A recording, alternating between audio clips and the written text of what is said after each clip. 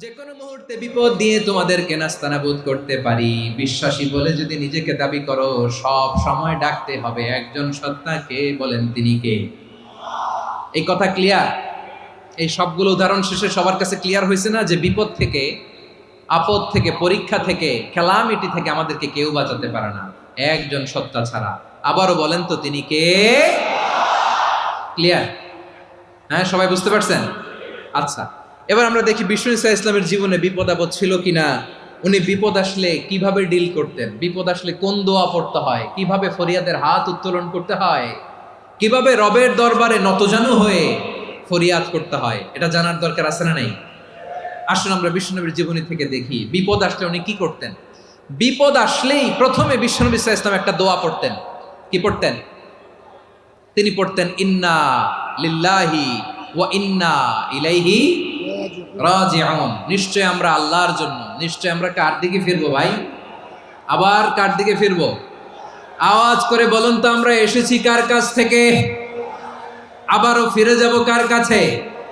এজন্য বিষ্ণুই পড়ছেন ইন্না লিল্লাহি ওয়া ইন্না ইলাইহি রাজিউন। নিশ্চয় আল্লাহর জন্য, ওই আল্লাহর দিকেই আমরা ফিরে যাব। তারপরে বিষ্ণুই পড়তেন আল্লাহুম্মা আজুরনি ফি মুসিবাতি ওয়াখলুফ লি খায়রাম মিনহা। একসাথে প্রথমে পড়তেন ইন্না লিল্লাহি ওয়া ইন্না ইলাইহি রাজিউন, তারপর পরে পড়তেন আল্লাহুম্মা আজুরনি ফি মুসিবাতি ওয়াখলুফ লি খায়রাম মিনহা। মানে আল্লাহ, এই যে আমি বিপদে ধৈর্য ধারণ করলাম, এটার সব তুমি আমারে দাও, আর যেটা হারালাম এর চেয়ে ভালো কিছু দিয়ে মেকআপ করে দিও, ভালো কিছু দিয়ে বদল করে দিও। সুবহানাল্লাহ পড়েন। তাহলে বিপদ আসলে আমরা কি পড়ব? কথা বলেন। এই যে আমি শুয়েছিলাম, নাশিদ গাচ্ছিল ওরা, এদেশে পরস্পরে দেখা হলে দেয় সালাম, এদেশে আমজনতার হৃদয় জুড়ে পাকালাম, এদেশে বিপদ এলে সর্বজনে সর্বক্ষণে দোয়া পড়ে ইন্না লিল্লাহ। কি পড়ে?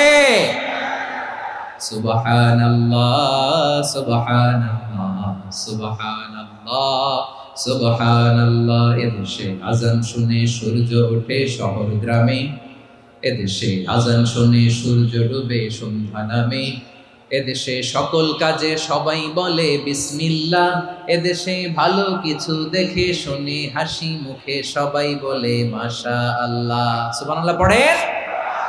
তাহলে বিপদ এলে আমরা কি পড়ি? কথা বুঝলে সবাই উত্তর দিতে হবে। বিপদ এলে কি পড়ি? তাহলে বিপদ এলেই আমরা এখন থেকে ইন্না লিল্লাহ পড়বো, নাকি হাই হুতাশ করবেন? একদল আছে হাই হুতাশ করে, হায় আল্লাহ রে মোর কি হইল রে, মই কি হরমু রে, মই কমবে জামু রে। আছে না নাই? এরকম বিলাপ করতে নিষেধ করেছেন বিশ্বনবী। কি করব, কই যাব, কি হবে, হায় হায়, এরকম হাহুতাশ আছে না নাই? বিশ্বাসীরা হাহুতাশ করে না, তারা ইন্না লিল্লাহ পড়ে। কি পড়ে? মনে থাকবে? আমরা পড়বো ইন্না লিল্লাহি ওয়া ইন্না ইলাইহি রাজিউন। নিশ্চয়ই আমরা আল্লাহর জন্য, আমরা আল্লাহর দিকেই ফিরে যাব। এরপর পড়বো আল্লাহুম্মা আজুরনি ফি মুসিবাতি ওয়াখলুফ লি খায়রাম মিনহা। আল্লাহ, আমি যে বিপদে ধৈর্য ধারণ করলাম এটার সওয়াব দিও, আর যা হারালাম তার চেয়ে ভালো কিছু দিয়ে বদল করে দিও। সুবহানাল্লাহ পড়েন। বিশ্বনবীর হাদিস শুনলেন উম্মে সালামা রাদিয়াল্লাহু তাআলা আনহা। ওনার স্বামী হলো আবু সালামা। মজার ঘটনা খেয়াল করে শুনেন আমার প্রিয় কলিজার টুকরা ভাইয়েরা। কানগুলো খরগোশের কানের মতো খাড়া করে আমার দিকে তাকান। সাইয়্যিদাতুনা উম্মে সালামা রাদিয়াল্লাহু তাআলা আনহা, ওনার স্বামীর নাম আবু সালামা। শ্রেষ্ঠ দম্পতি, শ্রেষ্ঠ ফ্যামিলি। প্রথমে হিজরত করেছিলেন হাবাসায়, পরে হিজরত করেছেন মদিনায়। উহুদ যুদ্ধের পরে ওনার স্বামী আবু সালামা ইন্তেকাল করলো, শহীদ হলো। সুবহানাল্লাহ পড়েন। যখন আবু সালামা ইন্তেকাল করলো, উম্মে সালামা রাদিয়াল্লাহু তাআলা আনহা কেঁদে কেঁদে হয়রান। আর নবীর শিখানো বাণী অনুযায়ী তিনি বারবার পড়ছিলেন ইন্না লিল্লাহ। কি পড়ছিলেন? মুই কই জামু, কি হরমু, এগুলো বলে নেই। কি বলছে? ইন্না লিল্লাহ। যেহেতু বিশ্বনবী বলেছেন কেউ যদি বিপদের প্রথম ধাক্কায় পড়ে ইন্না লিল্লাহি ওয়া ইন্না ইলাইহি রাজিউন, আল্লাহুম্মা আজুরনি ফি মুসিবাতি ওয়াখলুফ লি খায়রাম মিনহা, তাহলে এই বিপদে যে সে যা হারালো তার চেয়ে শ্রেষ্ঠ কিছু দিয়ে আল্লাহ তার বদল দিয়ে দিবে। এই হাদিস শুনে উম্মে সালামা রাদিয়াল্লাহু তাআলা আনহা ওনার প্রাণ প্রিয় স্বামী আবু সালামার ইন্তেকালের পরে চোখের পানি ছাড়ে আর পড়ে ইন্না লিল্লাহি ওয়া ইন্না ইলাইহি রাজিউন আল্লাহুম্মা আজুরনি ফি মুসিবাতি ওয়াখলুফনি খায়রাম মিনহা। বারবার এই দোয়া পড়ে চোখের পানি ছাড়ে, এই দোয়া পড়ে চোখের পানি ছাড়ে, আর মনে মনে বলে আবু সালামার মতো ভালো মানুষ মদিনাতে নাই, আবু সালামার চেয়েও ভালো মানুষ মদিনাতে নাই, তার চেয়ে ভালো মানুষ কি করে আল্লাহ তাআলা আমারে দিবে, তার চেয়ে ভালো মানুষ তো আমি মদিনাতে দেখি না। চোখের পানি দিয়ে বুক ভাসায় আর নবীর হাদিসের উপর আমল করে পড়ে ইন্না লিল্লাহি ওয়া ইন্না ইলাইহি রাজিউন, ইন্না লিল্লাহি ওয়া ইন্না ইলাইহি রাজিউন।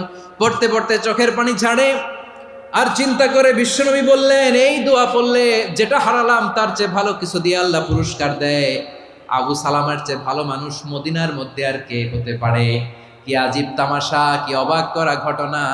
কিছুদিন পরে দেখা গেল সাইয়্যিদুল মুরসালিন রাহমাতাল লিল আলামিন স্বয়ং বিশ্ব নবী উম্মে সালামাকে বিয়ের প্রস্তাব পাঠিয়েছে। স্বয়ং বিশ্ব নবী উম্মে সালামা রাদিয়াল্লাহু তাআলা আনহাকে বিয়ের প্রস্তাব পাঠিয়েছেন। উনি রাজি হয়ে গেলেন, বিয়ে হয়ে গেল, উনি হয়ে গেলেন উম্মুল মুমিনিন, আমাদের মা, পুরো মুসলিম উম্মার মা। চিৎকার করে বলেন আল্লাহু আকবার। তাহলে আমার প্রাণপ্রিয় ভাইয়েরা, বিপদে পড়লে আমরা পড়বো ইন্না লিল্লাহি ওয়া ইন্না ইলাইহি রাজিউন আল্লাহুম্মা আজুরনি ফি মুসিবাতি ওয়াখলুফনি খায়রাম মিনহা।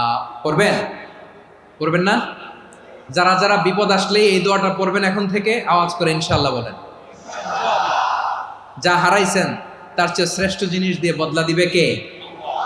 বিশ্বাস হয়? একটু সন্দেহ লাগে মনে হয়, একটু সন্দেহ আছে? যাদের বিশ্বাস হবে তাদের কি আল্লাহ উত্তম বদলা দেবে, ঠিক কিনা বলেন? তাহলে বিপদে পড়লেই প্রথমে আমরা এটা পড়ব। দোয়াগুলো যদি এখন মুখস্থ না হয়, এই যে রেকর্ডিং হচ্ছে, পেয়ে যাবেন, কালকেই পেয়ে যাবেন। শুনে শুনে মুখস্থ করবেন। আমার মায়েরা, আমার বোনেরা, আপনাদের জন্য 3টি মাঠের অ্যারেঞ্জমেন্ট করা হয়েছে, আমি জানি। আপনারাও এই দোয়াগুলো পড়বেন, আপনার স্বামীকে শেখাবেন, সন্তানকে শেখাবেন, আপনার পুরো পরিবারটাকে জান্নাতের টুকরো বানিয়ে দিবে কে? তাহলে বিপদ আসলে প্রথমে কি পড়তে হবে এটা জেনে গেলাম। এরপরে বিপদ আসলে নিজেকে কি করে আল্লাহর কাছে সঁপে দিতে হয় এটাও জানার দরকার আছে না নাই? বিপদে প্রথমে ইন্নালিল্লাহ পড়লাম, ধৈর্য ধারণ করলাম, বিপদ থেকে উদ্ধারের সর্বোচ্চ চেষ্টা করলাম। আমার কাজ যখন শেষ তখন আমি আমার এই বিষয়টা আল্লাহর কাছে সঁপে দিব। কার কাছে সুপর্দ করব? কার কাছে? বিপদে বললে কেমন করে নিজেকে আল্লাহর কাছে সঁপে দিতে হয়, আসুন সাইয়েদনা ইব্রাহিম আলাইহিস সালামের জীবনী থেকে জানি। আল্লাহর খলিল ইব্রাহিম আলাইহিস সালাম আমাদের মতো সমাজ ব্যবস্থা পায় নাই। আমরা জন্মের পরে আমাদের কানের ভেতরে আজান দিয়েছে কে? একামত দিয়েছে কে? আমাদের বাপদাদারা আমাদের কানে আজান দিয়েছে কি? দেয় নাই। আমাদের জন্মের পরেই তো আজান, একামত, বাড়ির পাশে মসজিদ, প্রতিদিন আজান, জুমার খুতবা, প্রতি মাসে মাসে তাফসিরুল কোরআন মাহফিল, মসজিদ, মিনারা, অভাব নাই, ঠিক কিনা বলেন? আপনি যেই সুন্দর ইসলামিক এনভায়রনমেন্ট পেয়েছেন, আমাদের ইব্রাহিম খলিল উনিও কি এরকম পেয়েছিলেন? হ্যাঁ, উনি জন্মের পর পরে ওনার কানে আজান দিয়েছে কেউ? আমার প্রিয় ভাইরা, আগা গোড়া একটা শিরকি পরিবেশ উনি জন্মগ্রহণ করেছেন। উনি ছাড়া ওই তল্লাটে একজনও আল্লাহর উপর বিশ্বাসী নয়। কল্পনা করতে পারেন? গোটা তল্লাটে, গোটা দেশে বিশ্বাসী মুমিন, আল্লাহর উপর বিশ্বাস স্থাপনকারী কয়জন? সবাই বলেন কয়জন? বাকি সব মুশরিক। বাকি সব মুশরিক নিজের সাথে নিজে শক্ত বোঝাপড়া করে, অ্যানালজি করে, সেলফ কনভারসেশন করে উনি মহা সত্যের সন্ধান পেয়েছেন। উনি আকাশের তারা দেখে ভাবে মনে হয় এটাই আমার খোদা, পরে দেখে তারা নাই, মনে মনে বলে না তাইলে এটা না। আবার চাঁদ দেখে বলে চাঁদটা বড় মায়া লাগে, মনে হয় এটাই আমার রব, পরে দেখে চাঁদও নাই, কয় না এটা না। এরপরে দ্বিপ্রহরের জলজলে সূর্যটা খাঁ খাঁ করে গোটা পৃথিবীটারে রৌদ্র দিয়ে তাতিয়ে রাখে। তিনি ভাবলেন মনে হয় এটাই আমার রব, কারণ এটাই তো সবচেয়ে বড়। কিন্তু বিকেল বেলা ওই সূর্যটাও যখন চলে যায়, সাইয়েদনা ইব্রাহিম বলে না এটাও তো নাই, আমার খোদা যদি আমারে ছেড়ে চলে যায়, বিপদে পড়লে আমারে উদ্ধার করবে কে? এভাবে নিজের সাথে অ্যানালজি, সেলফ কনভারসেশন করতে করতে করতে তিনি মহা সত্যের সন্ধান পেয়েছেন। সুবহানাল্লাহ পড়েন।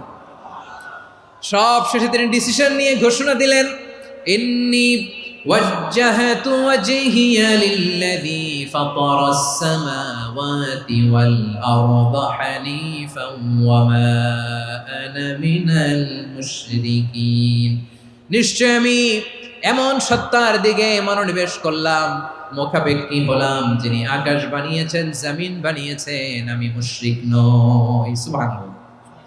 পারতেন? আপনি পারতেন? কেউ নাই, লক্ষ লক্ষ মুশরিক, আপনি একা।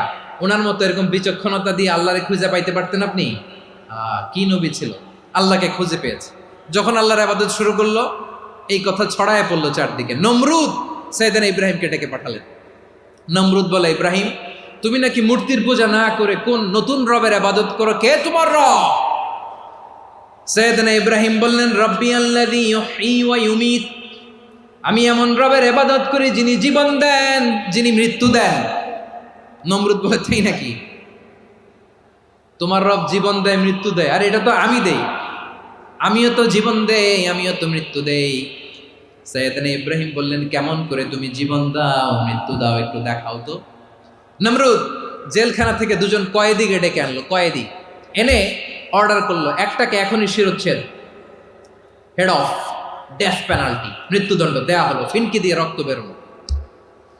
নমরুদ বলে, দেখো, দুজনকে ধরে আনলাম, একজন কয়েদিকে দিলাম ডেথ পেনাল্টি, মৃত্যুদণ্ড, ওরে মৃত্যু দিলাম।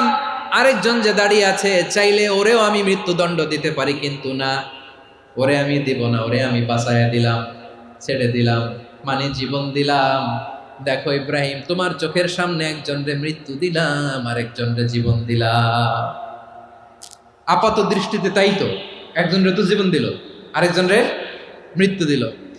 সাইয়েদনা ইব্রাহিম এবার বিপাকে পড়ে গেলেন। কিন্তু এক একজন নবীকে আল্লাহ এমন উইজডম, বিচক্ষণতা দিয়ে এই জমিনে পাঠিয়েছেন। মুহূর্তের মধ্যে আল্লাহর খলিল ইব্রাহিম বললেন, ফাইন্নাল্লাহা ইয়াতি বিশ-শামসি মিনাল মাশরিকি ফাতি বিহা মিনাল মাগরিব ফাবুহিতাল্লাযী কাফার।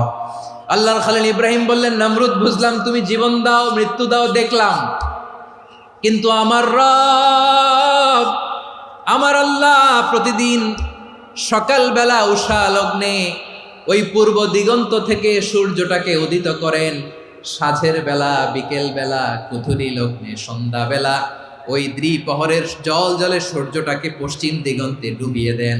মানে সকালবেলা পূর্ব দিক থেকে উদিত করা সূর্যটাকে পশ্চিম দিকে বিকেলে তিনি ডুবিয়ে দেন। তুমি যদি পারো ওই সূর্যটাকে পশ্চিম দিক থেকে উদিত করে পূর্ব দিকে ডুবিয়ে দাও। সুবহানাল্লাহ পড়বেন না?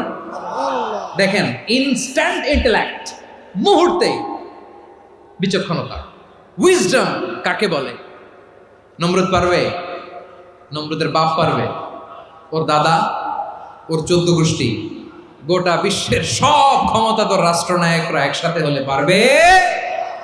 ফাবুহিতাল্লাযী কাফার পারে নাই, ব্যর্থ হয়েছে। এবার তেলে বেগুনে জ্বলে উঠেছে, রেগে মেগে আগুন বলে, ফালকুহু ফিল জাহিম। ওর সাথে তর্ক নাই, না পেরে এবার এটারে আগুনে ফেলা। বিশাল বিশাল গাছ কেটে লাকড়ি এনে আগুনের কুণ্ডলি বানানো হলো, দাও দাও দাও দাও করে আগুন জ্বলে। আল্লাহর খলিল ইব্রাহিমকে আগুনে নিক্ষেপ করা হবে। আল্লাহর খলিল সাইয়েদনা ইব্রাহিমের হাতের মধ্যে রশি দিয়ে টাইট করে বাঁধা হলো, পায়ের মধ্যেও টাইট করে রশি দিয়ে বাঁধা হলো। আল্লাহর খলিল ইব্রাহিমকে আগুনের কুণ্ডলির মধ্যে ফেলা হবে। অমিয়া, আপনি যে বিপদের কারণে ভয় পান, হতাশ হন, এটা কোনো বিপদ ওনার বিপদের সামনে? পটুয়াখালী আওয়াজ করে বলুন, সাইয়েদনা খলিল ইব্রাহিমের বিপদের সামনে আমাদের বিপদগুলো কোনো বিপদ? এটা কোনো বিপদই না, এটা কোনো বিপদই না। হাত পা বেঁধে টাইট করে নিক্ষেপ করা হবে, সিম্পলি ফেলা যাবে না, কারণ দাও দাও করে দ্য ব্লেজিং ফায়ার, এমন আগুনের কুণ্ডলি, কাছে যাওয়া যায় না, আগুনের উত্তাপে নিক্ষেপ করা হবে। হাতে রশি বেঁধে, পায়ে রশি বেঁধে আল্লাহর খলিল ইব্রাহিম আলাইহিস সালামকে আগুনের মধ্যে নিক্ষেপ করা হবে। আহা, এটার বলে অগ্নি পরীক্ষা। উনি অগ্নি পরীক্ষার সম্মুখীন হয়েছেন। এজন্য কঠিন পরীক্ষাকে আমরা অগ্নি পরীক্ষার সাথে তুলনা করি, ঠিক কিনা? সাইয়েদনা জিবরাইল এসে বললেন, ও আল্লাহর খলিল, ওরা তো আপনার হাতও বেঁধে ফেললো, পাও বেঁধে ফেললো, নড়াচড়ার সুযোগ নাই। বলেন আমি জিব্রিল ফেরেশতা আপনার জন্য কি করতে পারি? আল্লাহর খালিল ইব্রাহিম বলেন, ও জিব্রাইল, তোমার কাছে আমার কোনো চাওয়া পাওয়া নাই। সুবহানাল্লাহ বলেন। তোমার কাছে বলার কিছু নাই, তোমার সাহায্যের আমার দরকার নাই। সাইয়েদনা ইব্রাহিম আলাইহিস সালামকে হাতে পায়ে রশি বেঁধে, হাত পা বাঁধা অবস্থায় জ্বলন্ত অগ্নিকুণ্ডে যখন নমরুদের দলবল নিক্ষেপ করবে, আল্লাহর খালিল কিভাবে নিজেকে আল্লাহর কাছে সঁপে দিয়েছেন, পটুয়াখালীর ভাইরা খেয়াল করে শুনুন। হাত পা বেঁধে আল্লাহর খালিলকে যখন নিক্ষেপ করা হবে, তিনি মুখ ফুটে বলে ফেললেন, হাসবুনাল্লাহু ওয়া নি'মাল ওয়াকিল। হাসবুনাল্লাহু ওয়া নি'মাল ওয়াকিল, আমার জন্য আল্লাহই যথেষ্ট, আমার জন্য আল্লাহই যথেষ্ট। তিনি আমার সবচেয়ে বড় গার্ডিয়ান, তিনি আমার সবচেয়ে বড় অভিভাবক। জিব্রাইলের সাহায্যে রফারকে ফিরিয়ে দিলেন। দুনিয়ার বুকে কারো কাছে কিছু বলেন নাই, মুখ ফুটে বলেছেন হাসবুনাল্লাহ। ও আমার পটুয়াখালীর প্রাণের ভাইয়েরা, খেয়াল রাখবেন, কোনো বান্দা তার হাতে থাকা সব চেষ্টাটুকুন করার পরে মুখ ফসকে মুখ দিয়ে যখন বলে ফেলে হাসবুনাল্লাহ, বান্দা যখন হাসবুনাল্লাহ বলে ফেলে, ওই ব্যাপারটা ডিল করার দায়িত্ব স্বয়ং আল্লাহ আরশের উপর থেকে নিয়ে নেয়।